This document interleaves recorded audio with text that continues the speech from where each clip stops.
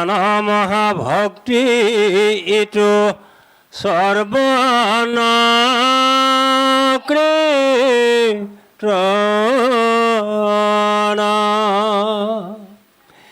এৰ আমি কোনো জানি আন কৰ্ম কৰি মৰো কয়ো কৃষ্ণ কথা সুত যেন মতে তৰো আরাম ইহা দেখে আমার মিলিল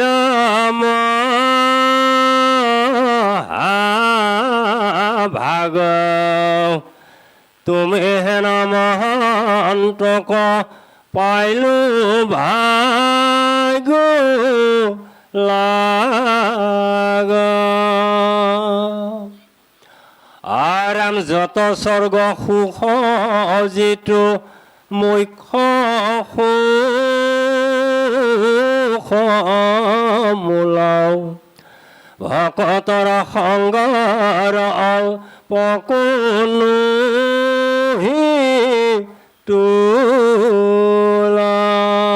এতিয়া বৰ ধুনীয়া কথা এটা ক'লে। আমাৰ খাই বৈ স্বৰ্গৰ সুখ যিমান আছে সকলো মিছা, ভকতৰ সংগটোহে সঁচা, হয়নে?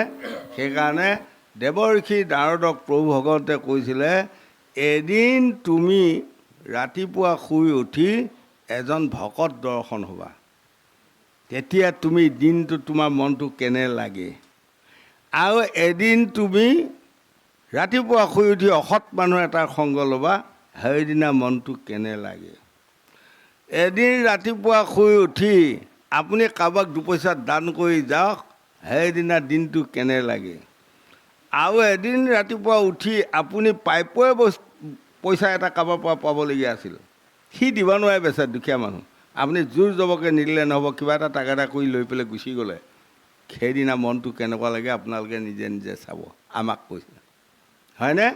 ৰাতিপুৱা যদি আপুনি ধৰ্মপদ যদি কোনোবা এজন সতৰ সংগ লয়, হয়, সেইকাৰণে আমাক কৈছে, মানে ভোমোৰাৰ সংগত গৈ গোবৰুৱাই মধু কৰে প্ৰাণ, বিক্ৰমাদিত্য ৰজাৰ মাথাত উঠি গংগাত কৰিলে স্নান। এদিন এটা গোবৰুৱাই এটা ভোমোৰাই তেওঁলোকে লগ পাই সখী পাতিলে, আৰু সখী পাতি গোবৰুৱাটোৱে ক'লে, সখী অহাকালিলৈ আপুনি মোৰ গৃহত যাব। পাছদিনাখন গোবৰুৱা গৃহলৈ গ'ল, মানে ভোমোৰাটো যোৱাৰ লগে লগে সখী আহিছে, মানে বঢ়িয়াকৈ খোৱা বোৱা কিবা কিবি বস্তু দিছে, আৰু কি দিব। অন্তত্য পাপ কৰাৰ ফলত এইটো জন্মত গোবৰুৱা জন্ম পাই গোবৰ ভেৰ খুচৰি খুচৰি আহাৰ খাই আছিল। সেই আহাৰকে আনি আৰু সখীৰ আগত দিছে আৰু খাওক বুলি। কিন্তু ভোমোৰাইটো গোবৰ ভেৰ আহাৰ খাই পোৱা নাই, বেচেৰা খাব নোৱাৰিলে। নোৱাৰি ক'লে, সখী অহাকালিলৈ মই আপোনাক আমন্ত্ৰণ জনালোঁ, অহাকালিলৈ আপুনি মোৰ গৃহলৈ যাব। পাছদিনাখন গোবৰুৱাটো ভোমোৰা গৃহলৈ গ'ল।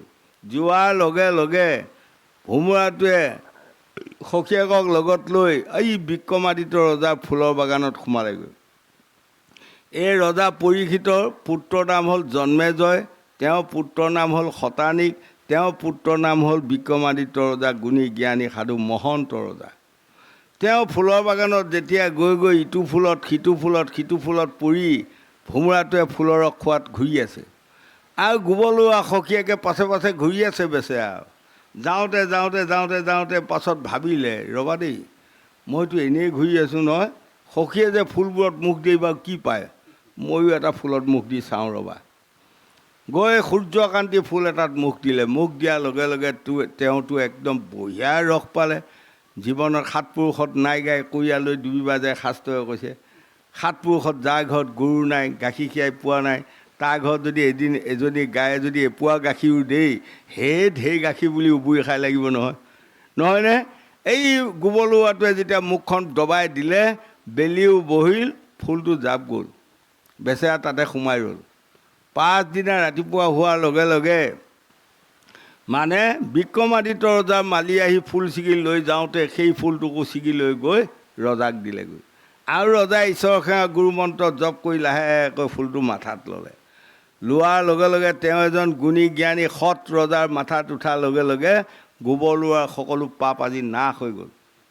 তাৰপাছত গৈ ৰজাই গৈ যেতিয়া মানে গংগাত স্নান কৰাৰ লগে লগে এই গোবৰ লোৱাটোৱে ভেলটো পেলাই থৈ আত্মাটো বৈকুণ্ঠলৈ গ'ল। সেইটোকে কৈছে ভোমোৰাৰ সংগত গৈ গোবৰ লোৱাই মধু কৰে পাণ, বিক্ৰমাদিত্য ৰজাৰ মাথাত উঠি গংগাত কৰিলে স্নান। সেই লোকসকল এতিয়া আমি সেইকাৰণে সতৰ ধৰ্মৰ ওপৰতে হওক যি সময়তে নহওক আমি সতৰ সংগ ল'ব লাগিব। সংগই ৰংগ সংগই ধ্বংস। যেতিয়ালৈ মই সতৰ সংগ ল'ব নাজানিম নোৱাৰিম তেতিয়ালৈ মই আত্মাক গতি দিব নোৱাৰিম। হয়নে গোহাঁই? আৰু যেতিয়াই মই সতৰ সংগ ল'ম সেইদিনাহে মোৰ দেহটো অপবিত্ৰ দেহটো সি পবিত্ৰ হ'ব পাৰিব, নহয়নে? এতিয়া ফুলৰ বাগান কোনখন আমাক আকৌ পতাই দিছে, কলিত ফুলৰ বাগান এইখন আজি বিক্ৰমাদিত্য ৰজাৰ ফুলৰ বাগান। এজন সেৱকীয়ে আজি আমাক কৃপা কৰি ফুলৰ বাগান এখন ধুনীয়া পাতি দি আমাক আমন্ত্ৰণ কৰি আনি সকলোকে লগ লগাই দিছে। আপোনালোকে কৃষ্ণৰ কথা কিমান শুনা, কিমান ফুলৰ ৰস খোৱা, হয়নে? এইখনে হ'ল বিক্ৰমাদিত্য ৰজাৰ ফুলৰ বাগান। আমি এতিয়া ফুলৰ ৰসকে খাই আছোঁ। আকৌ গোবৰ ভে বা গোবৰ লোৱাটো ঘৰখন কোনখন জানে? আমাৰ প্ৰত্যেকৰে যে ধন ধান পুত্ৰ ভজা ল'ৰা ছোৱালী যিখন প্ৰত্যেকৰে ঘৰে ঘৰে আছে, এতিয়াতো আকৌ ভাগৱতলৈ যামগৈ নহয়, সেইডাল গোবৰ ভে আমাৰ গোবৰ ভে। তাত তাৰমানে কোনো দিনে ঈশ্বৰ উপাসনা কৰিব পৰা ক্ষমতা আমাৰ নাই। তাত তাৰমানে মায়া আৱৰি আছে। গতিকে আজি আমাক ভাগৱতে ক'লে এই মায়াটো আমি কেতিয়া ত্যাগ দিম? যেতিয়া ভকতৰ সংগ পাম। বৈকুণ্ঠ য'ত নাই কুণ্ঠাবোধ তাক কয় বৈকুণ্ঠ। বৈকুণ্ঠ এখন স্বৰ্গৰ ওপৰত আকাশৰ ওপৰত ক'ৰবাত বৈকুণ্ঠ আছে, তাক আমি দেখা নাই। কিন্তু ভাগৱতে আমাক বুজাইছে এইখনহে বৈকুণ্ঠ। আজি যিসকল এই মহাপুৰুষ যিসকল আছে এইখনে হ'ল বৈকুণ্ঠ, এইখনে হ'ল জগন্নাথপুৰী। আমাৰ পুৰুষসকলে হ'ল মানে বলুভদ্ৰ কৃষ্ণ, আমাৰ আই মাতৃসকলে হ'ল সুভদ্ৰা দেৱী। এইখন জগন্নাথৰ পাৱৰ ধূলি যদি মই আজি লৈ যাব পাৰোঁ মোৰ জন্ম লোৱা সাৰ্থক হ'ব, হয়নে? গতিকে আমি ডাকৰ বচনত কৈছে চাই চাই বুলিবা বাট, দেহৰ ভিতৰত আছে খালে বামে পিছলি পৰিবা তাত। আমি চাই চাই যদি এইখন পৃথিৱীত খোজ দি ফুৰা হয় তেনেহ'লে আমি ভকতি দিশতো আগবাঢ়িব পাৰিম আৰু ল'ৰা ছোৱালী পুত্ৰ ভাৰ্যাসকলকো আমি শান্তি দি এইখন পৃথিৱীত জয় জয় ময় হৈ গুচি যাব পাৰিম। আৰু যদি তাৰ আঁতৰিটো নাজানে তেনেহ'লে এইখন পৃথিৱীতে ঘূৰি আমি আহিয়ে থাকিব লাগিব, ৰেহাই নাই। গতিকে আমাক কৈছে ই আগভাগীত ক'লে মানে নৱবিধ ভকতি অৰ্চন বৰ্ধন সুমৰণ দাস্য আত্মনিবেদন পদসেৱন সখিত শ্ৰৱণ কীৰ্তন। এই নৱবিধ ভকতিৰ ভিতৰত আপোনালোকে যদি গোটেইসোপা নৱবিধ কৰিব পাৰে কোনোবাই কৰক, তাত আমাৰ আপত্তি নাই। কিন্তু যিসকলে কৰিব নোৱাৰে শ্ৰৱণ আৰু কীৰ্তনৰ কোনোবা এটা লওক। শ্ৰৱণ মানে শুনা, বৰজোৱালী ভাষা। এইটো ভাগৱতখন 3টা ভাষাত সোমাই আছে। এটা হ'ল বৰজোৱালী, এটা হ'ল সংস্কৃত, এটা হ'ল অসমীয়া, হয়নে? বৰজোৱালী ভাষাত কৈছে শ্ৰৱণ আৰু অসমীয়া ভাষাত কৈছে শুনি থকা, নহয়নে? বা কীৰ্তন মানে কৈ থকা। আমি কৈ আছোঁ, কীৰ্তন কৰি আছোঁ। আৰু এজন মানুহে ক'বাও নাজানে, তেওঁ শ্ৰৱণো ভালদৰে নাজানে, তেনেহ'লে তেওঁ কি কৰিব লাগিব? হৃদয়তে স্মৰণ কৰি থাকক, তেতিয়াও কাম হ'ব, ভাগ সমানেই পাব, হয়নে? এতিয়া যেনেকৈ আমাৰ শিশুকাল, যৌৱনকাল, বৃদ্ধকাল যায়, যেতিয়া আমি শেষ কালত সোমাম জৰা কালত, সেই সময়ত আপুনি কীৰ্তন কৰিব ক্ষমতা নাই, শ্ৰৱণ কৰাৰো ক্ষমতা নাই। কাৰণ কাণেও নুশুনা হ'ব, চকু পাৰো কমি যাব, হয়, নাকৰ নিচা খৰকৈ মাৰা হ'ব। সেই সময়ত আপুনি মানে কোৱা বা শুনাৰ ক্ষমতাটো আমি হেৰুৱাই পেলাম। কিন্তু সেই সময়ত আমি বিচনাত পৰি কি কৰিব লাগিব? ঈশ্বৰৰ নাম স্মৰণ কৰিব লাগিব। কৃষ্ণৰ নাম যদি আমি স্মৰণ কৰা হয় তেনেহ'লে নিশ্চয় আমাৰ কামত আহিব, তাতে আমি গতি পাম, হয়নে? যত স্বৰ্গ সুখ যিটো মুখ্য সুখ মূল, ভকতৰ সংগৰ অল্পকো নাহি তোল। আজি সেৱকীৰ কৃপাত মই আহি আপোনাসকলৰ সংগ পাইছোঁ। অসাধ্য সাধন কৰা ক্ষমতা এটা মই আজি পাইছোঁ, বা আপোনাসকলেও পাইছে। নহয়নে? কোনোবাই এজনৰ কৃপাতহে পোৱা যায়, ক'ৰবাত এজন মানুহে বাপেকৰ বছেৰেকি নকৰিলে নহয়, পাল্লাত পৰি কৰিছে। আকৌ যাই পেলাই এনেকুৱা মানুহ পাইছে নহয়, ঘৰত ঘৈণীয়েকক কৈছে নাই ইমান কৰিব নোৱাৰো, 3টামান মানুহ মাতি আনি পেলাই আহিব পাৰে, বছেৰেকো কৰিম আৰু পইচা পাই ঢেৰ খৰচ। যেতিয়া ঘৈণীয়েকে পথালি হৈ ধৰিল 10টামান 11টামান মানুহ মাতিবাই লাগিব, বাধ্য। ঘৈণীয়েকৰ কথা পেলালিতো মৰিলে আৰু বিপদত পৰি আজিকালি আৰু নহয়। তাৰপাছত যেতিয়া ল'ৰাটোৱে ক'লে নহয় মোৰ লগত 4টা ল'ৰা আছে, তাকো লৈ আহিবাই লাগিব। আকৌ 2জনী গাভৰু ছোৱালী আছে, সিহঁত 2জনীয়ে ক'লে আমাৰ বান্ধৱী কেইদিনমান আছে, আনিব লাগিব। এনেকৈ কওঁতে কওঁতে 1.5 কুৰি হ'লগৈ নহয় মানুহ, হয় পাল্লাত পৰি। কিন্তু সেই 1.5 কুৰি মানুহ পাল্লাত পৰিহে আমাক মাতিলে। কিন্তু ঈশ্বৰৰ কৃপা, আমি গোটেই গীতাখন শুনাৰ সুবিধা এটা আমি পাই গ'লোঁ। তাত তেতিয়া তেওঁ পাল্লাত পৰি কৰিলেও তেওঁ পুণ্য ভাগ এটা পাবই, আৰু আমি মাতা পাল্লাত পৰি গ'লেও পামেই। আজি এতিয়া কাৰোবাক মাতিলে কোনোবাই ভাবি আছে যোৱাৰ টাইমে নাই, কিন্তু নগ'লে মানুহজনে বেয়া পাব, নাই যাওঁ দে, পাল্লাত পৰি আহিলেও আজি তেওঁৰ ভাগ্যখন ভাল। গতিকে হৰিনাম সত্য যুগে কৰে ধ্যানত, তেতাত জয়গুৰি পাৰ, দুৱাপৰে ভক্তি পূজা কলিত নামে সাৰ। হয়নে? যেতিয়া সত্যযুগ গ'ল, তেতা যুগ গ'ল, দুৱাপৰ যুগ এই যায়, সেই সময়ত নমীক্ষা অৰণ্যত 60,000 মুনিৰ লগত ব্ৰহ্মা দেৱঋষি নাৰদৰ পৰা আদি কৰি সকলোৱে বহি আলোচনা হ'ল। সত্য যুগত ধ্যানত মগ্ন হৈ থাকোঁতে শৰীৰৰ মাংসবোৰ সকলো উঁয়ে খাই পিপৰে খাই শেষ কৰি দিয়ে, হাড়ডালেও ৰাম নাম লৈ থাকে, হয়। আৰু তেতা যুগত ডাঙৰ ডাঙৰ যজ্ঞ কৰি হাতী ঘোঁৰা দান দক্ষিণা কৰি ফল লাভ কৰি, দ্বাপৰ যুগত নানান ৰকমৰ পূজা কৰি দান দক্ষিণা কৰি গতি পায়। কলিত কি হ'ব এতিয়া আপোনালোকে আলোচনা কৰক। কাৰণ কলিত লোকসকল তাৰমানে সাধাৰণ মানুহ হ'ব, বল কমিব, শক্তি কমিব, ধন কমিব, অভাৱ বেছি দেখা দিব। গতিকে হাতী ঘোঁৰা সোণ সুবৰ্ণ দান কৰিব পৰা ক্ষমতা কলি লোকসকলৰ নাথাকে। এতিয়া কলিত কি কৰিলে হ'ব? তেতিয়া সকলোৱে গঠি মিঠি সদৌ শেষত মানে তেওঁলোকে কৈ দিলে, এই ৰাম সত্য যুগে কৰে ধ্যান, তেতা জয় গৈ পাৰ,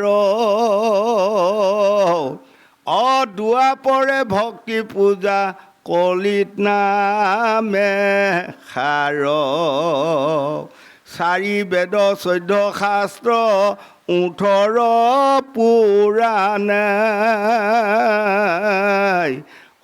কলি যুগে নামে সাৰ, কহে মুনি গণে বোলে। সকলোৱে হাততালি এটা দিলে আৰু শেষ। গতিকে এতিয়া কলিত নামে সাৰ।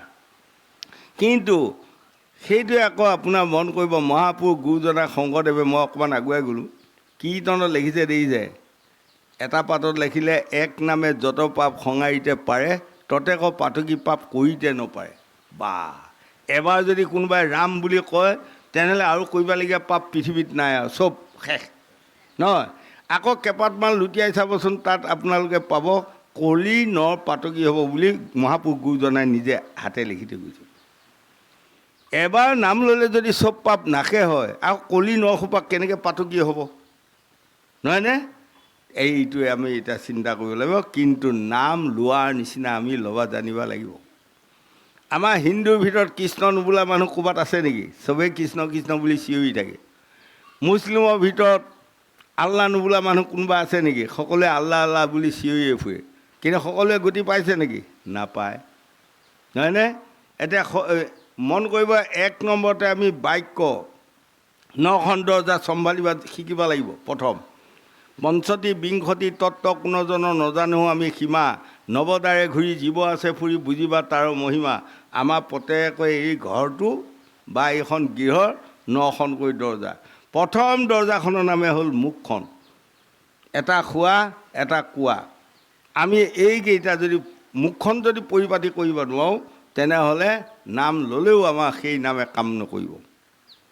গতিকে বাক্য নাম এক হ'ব লাগিব, কাই মন বাইক। সেইকাৰণে গংগা পাৰত প্ৰথম ভাগৱত আৰম্ভণিতে শুকদেৱে পৰীক্ষিতক কৈছিলে, ৰজা 5 বছৰ বয়সৰ শিঙিমুনিয়ে তোমাক অভিশাপ দিলে 7 দিনৰ ভিতৰত তোমাক তক্ষকনাগে দংশন কৰিব।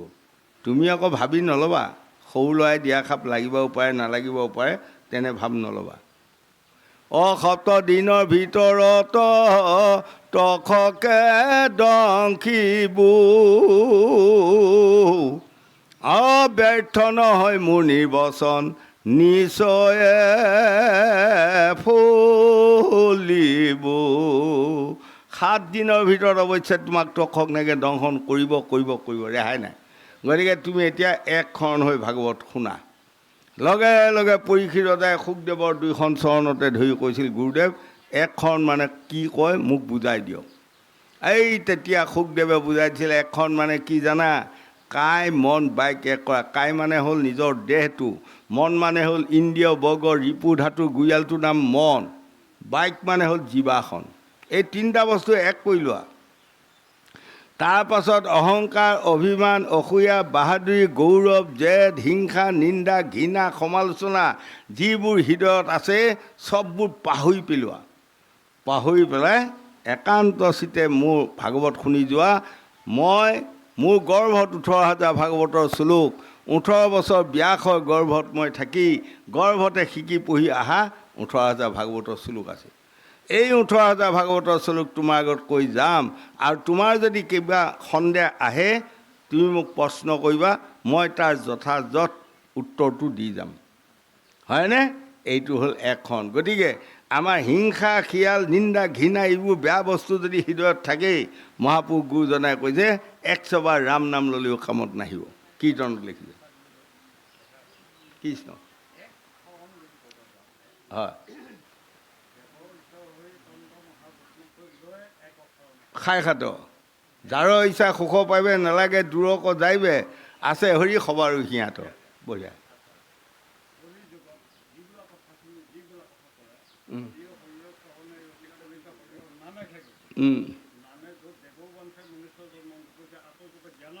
অঁ হয় আকৌ,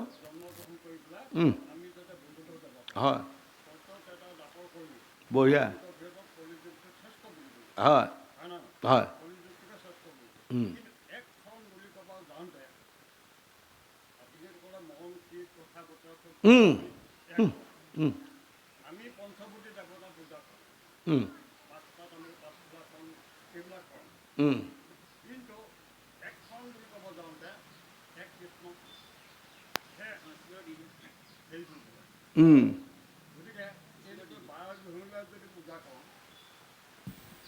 সেইটো মানে অকণমান মোৰ ফালৰ পৰা মই যিখিনি কথা জানিছোঁ তাৰমানে।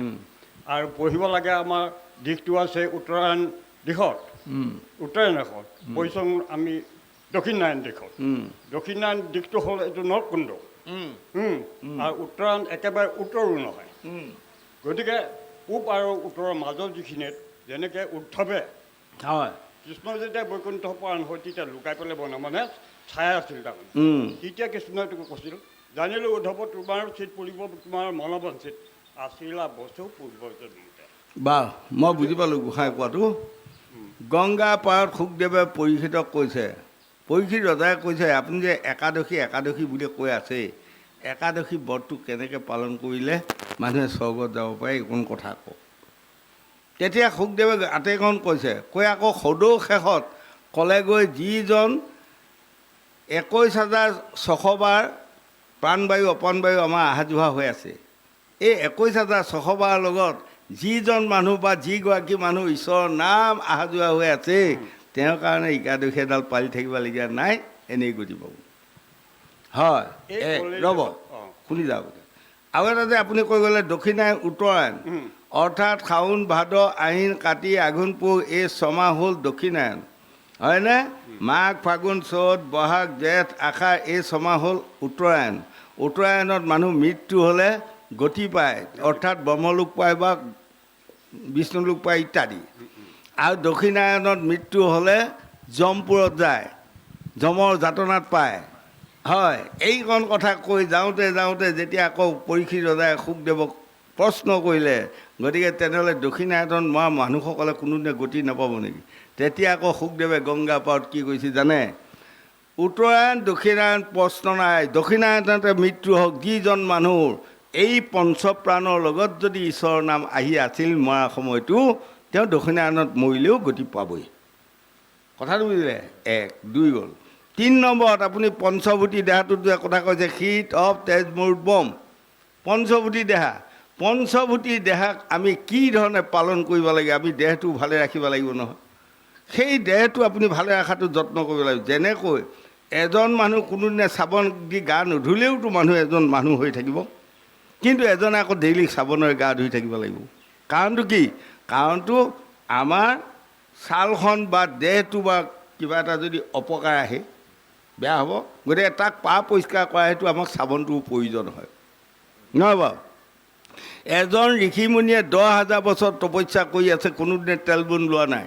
কিন্তু আমাৰ এজন মানুহে গা পা ধুই বা এগৰাকী মানুহে গা পা ধুই তেলবন অকণমান ল'ব লাগিব, কিয়নো শৰীৰটো আমিও ভালে ৰাখিব লাগিব, হয়নে?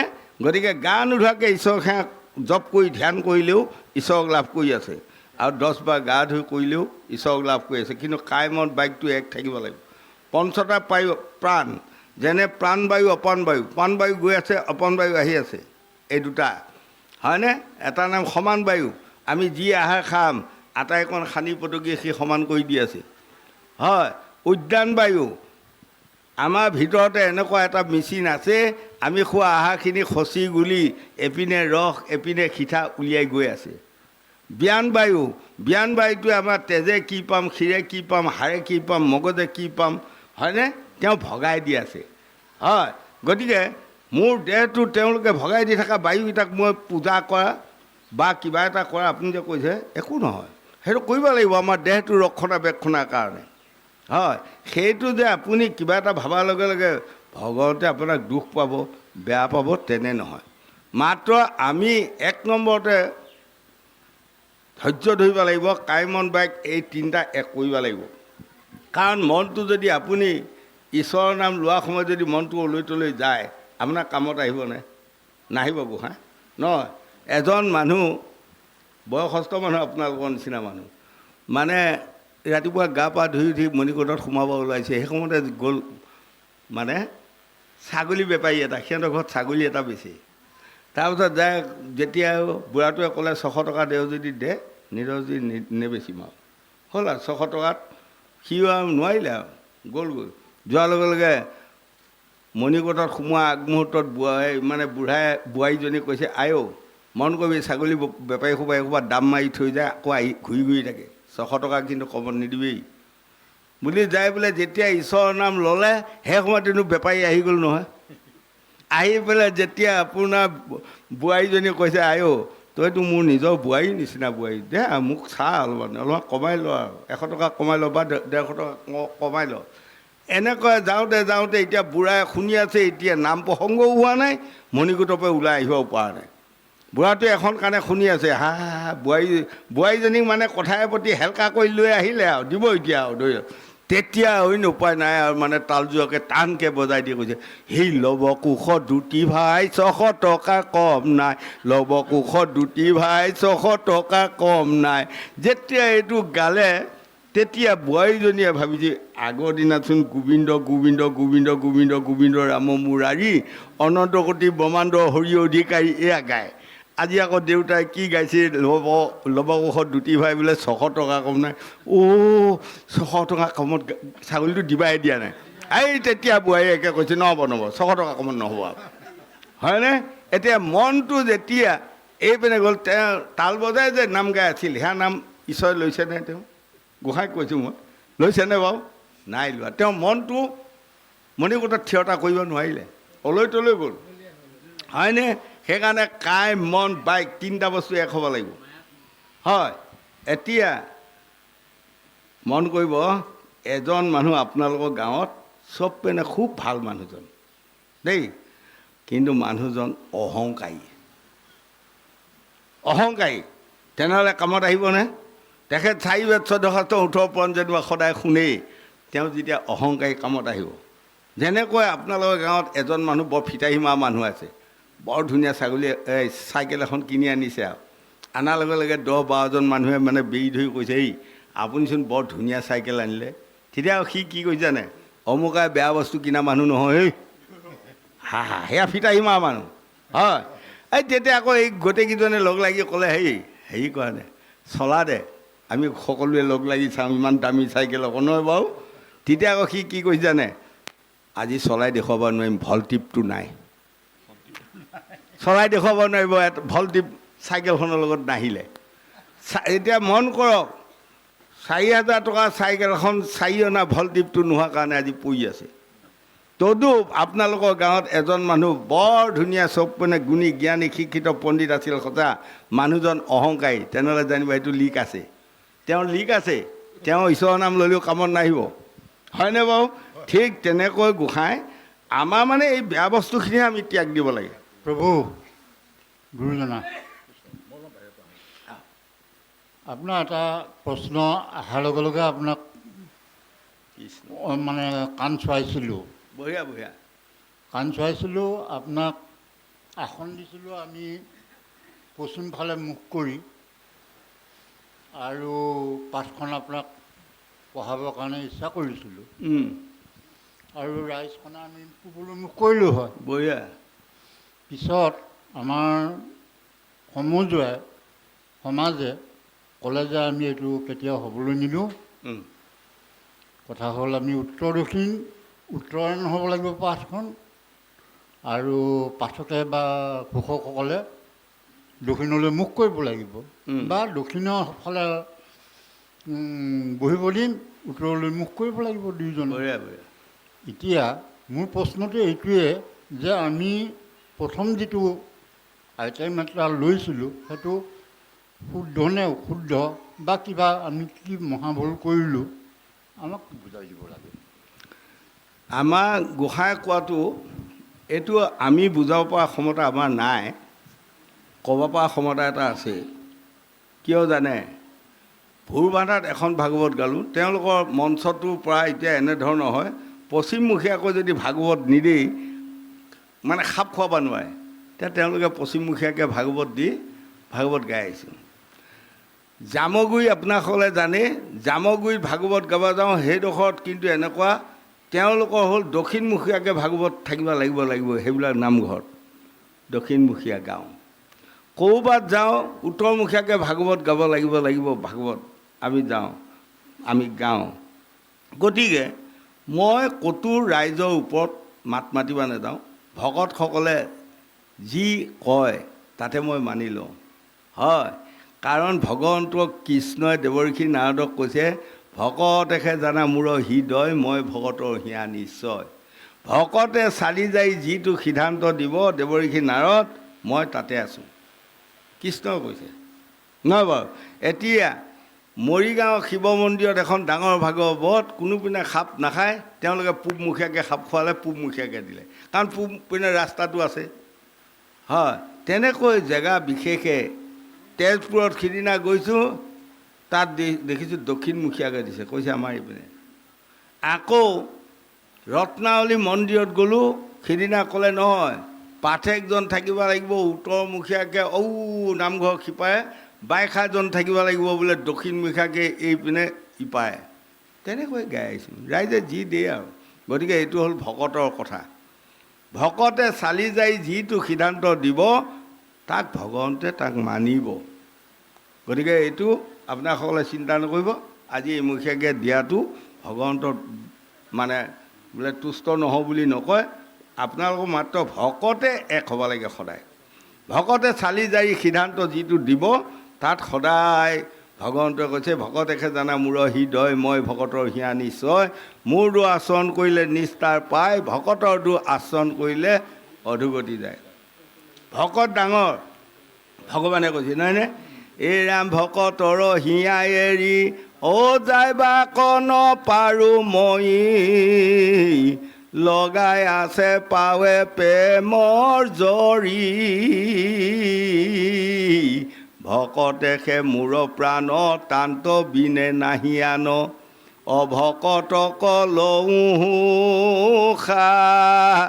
দৰি গতিকে গোসাঁই চিন্তা নকৰিব আপোনালোক ভকত আপোনালোকক প্ৰভু ভগতে সাদৰি লৈ আছে আপোনাসকলে যোন মুখীয়াকেই ভাগৱত নাগাওক তাতেই তেওঁ সদায় মানে পাবই বা তেওঁ হয়ভৰ দিবই। কিন্তু এতিয়া শুকদেৱৰ কথাটো পৰীক্ষিতৰ কথাটো বেলেগ। যেতিয়া ব্যাসৰ মুখে সকলোখিনি হ'ল, 60,000 মুনিৰ ওচৰত দুটা প্ৰশ্ন বিচাৰিছিলে ৰজা পৰীক্ষিতে মৃতকৰ সময়ত, হয়নে? গতিকে মই 7 দিনৰ ভিতৰত মোক তক্ষকনাগে দংশন কৰিব, 7 দিনৰ ভিতৰত মই মৃত্যু হ'ম, তাত মোৰ কোনো বেজাৰ নাই, দুখ নাই, কিন্তু মই দুটা প্ৰশ্ন দিওঁ, প্ৰশ্ন দুটা উত্তৰ দিয়ক। তেতিয়া ঋষিসকলে কৈছিল, কোৱাচোন? কৈছিল, প্ৰথম প্ৰশ্নটো হ'ল, মোক আজি সাপে খাওক, তাত আপত্তি নাই, মই বেয়া কাম কৰিছোঁ, এতিয়া মোক সাপে খোৱা ভাল, কিন্তু সাপে খালেও মই কেনেকৈ সাপটো নেদেখিম, এই উত্তৰটো লাগে। 2 নম্বৰ প্ৰশ্নটো হ'ল, মই মৃত্যু হ'ম, তাত মোৰ আপত্তি নাই। আজি কান্দি কান্দি শুকদেৱে মানে মুনিসকলক কৈছে, এই ৰাম অকৰ্ম কৰিলোঁ মই মোক পাই লকালে, অশিকাৰণে মৰণ মূৰ মিলো কয় কালে। মই যেতিয়া বেয়া কাম কৰিছোঁ, অকালতে মৃত্যু হোৱা মোৰ বৰ ভাল, কিন্তু মৃত্যু হ'লেও মই মৃতকৰ যান্ত্ৰণা কেনেকৈ নাপাম, সেই উত্তৰটো লাগে। এই দুটা প্ৰশ্নৰ উত্তৰ বিচাৰিছিলে। তেতিয়া 60,000 মুনিয়ে কি ক'লে, ৰাজা তুমি যি দুটা প্ৰশ্নৰ উত্তৰ বিচাৰিছা, সেই দুটা প্ৰশ্নৰ উত্তৰ আমাৰ হাতত নাই। কাৰণ যাক সাপে খাব সি সাপ দেখিব, আৰু যিয়ে মৃত্যু হ'ব সি মৃতকৰ যান্ত্ৰণা নিশ্চয় পাব। মুনিৰ মুখত দেৱে এই কথা শুনিলা, ভূমিত পৰিয়া ৰজা কান্দিব লাগিলা। সেই সময়ত পৰীক্ষিত ৰজা ভূমিত বাগৰি বাগৰি কান্দি আছিল। সেই সময়ত ব্যাস মুনি আহি ক'লে, হেৰা ৰজা ধৈৰ্য ধৰা, বহা। এই 60,000 মুনিয়ে যি দুটা প্ৰশ্নৰ উত্তৰ দিব নোৱাৰিলে, সেই দুটা প্ৰশ্নৰ উত্তৰ মই দিম। হয়, ব্যাসে বোলে, শুনা ৰজা আমাৰ বচন, গংগাতীৰে ভাগৱত কৰিও শ্ৰৱণ। তোমাক 60,000 মুনিয়ে এইটো উত্তৰ দিব নোৱাৰিলে, মই দিলোঁ। তুমি যদি গংগাৰ পাৰত এই 7 দিন ভাগৱত শুনি থকা, তোমাক সাপে খাব, সাপ নেদেখিবা, মৃত্যু হ'ব, তুমি মৃতকৰ যান্ত্ৰণা নাপাবা। ব্যাসৰ বচন শুনি ৰাজা পৰীক্ষিত গংগা তীৰে গৈলা ৰজা হৈয়া বিষাদিত। ব্যাসৰ পৰামৰ্শ, তুমি 3 বস্ত্ৰ লোৱা, চেলেংখন লোৱা, ৰামৰামী কাপোৰখন লোৱা, ধুতিখন লোৱা, তুমি জানি লোৱা মই মৃত্যু হ'লোঁ, মোক খাপে খালি। এই বুলি ৰজাক আগত লৈ আজি হাজাৰ হাজাৰ মুনি ঋষি পাত্ৰ মন্ত্ৰীসকলে আজি মানে লৈ গৈছোঁ। ব্যাসৰ বচন শুনি ৰাজা পৰীক্ষিত গংগা তীৰে গৈলা ৰজা হৈয়া বিষাদিত। কুশপতে পদ্মাসনে বসি মহাৰায়, শোকমুখে ভাগৱত শ্ৰৱণ কৰাই। হয়নে? গতিকে এই ভাগৱতখন আজি গংগাৰ পাৰত শুকদেৱে যদি পৰীক্ষিতক নুশুনোৱালে হয়, আজি আমি নাপাওঁ। গতিকে পৰীক্ষিত অকালতে যদিও মৃত্যু হ'ল, আমাৰ কিন্তু ভাগ্যখন ভাললৈ আহিল। গতিকে এই মহাভাগৱতৰ যিকেইটা বাণী, সেইকেইটা যদি আমি চলি যাওঁ, নিশ্চয় আমি সকলোৱে এদিন এই দেহটোক আত্মাক গতি দিব পাৰিম বুলি 4 বেদ 14 শাস্ত্ৰ 18 পুৰাণে আমাক বুজাই আছে। গোবিন্দ।